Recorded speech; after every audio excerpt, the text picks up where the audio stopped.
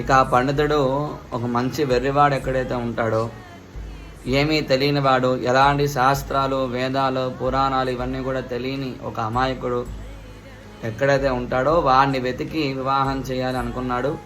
ఇక పండితుడు ఆ ఉజ్జయిని మహానగరంలో మొత్తం పర్యటన చేస్తూ ఉన్నాడు.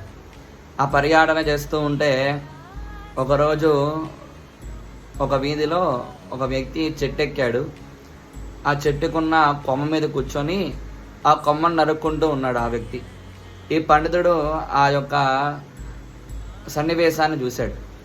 ఆ సన్నివేశం చూసి, ఇదేంటి, చెట్టెక్కాడు బాగానే ఉంది, ఆ కొమ్మ మీద కూర్చున్నాడు అది కూడా బాగానే ఉంది, ఆ కొమ్మను నరుక్కుంటూ ఉన్నాడు కదా, ఇంతకంటే వేరేవాడు ఎక్కడా ఉండరు అని చెప్పి ఆ వ్యక్తిని కిందకి పిలిచి, నీ పేరేంటి, ఈ ఎన్ని వివరాలు కూడా అడుగుతాడు ఈ యొక్క పండితుడు.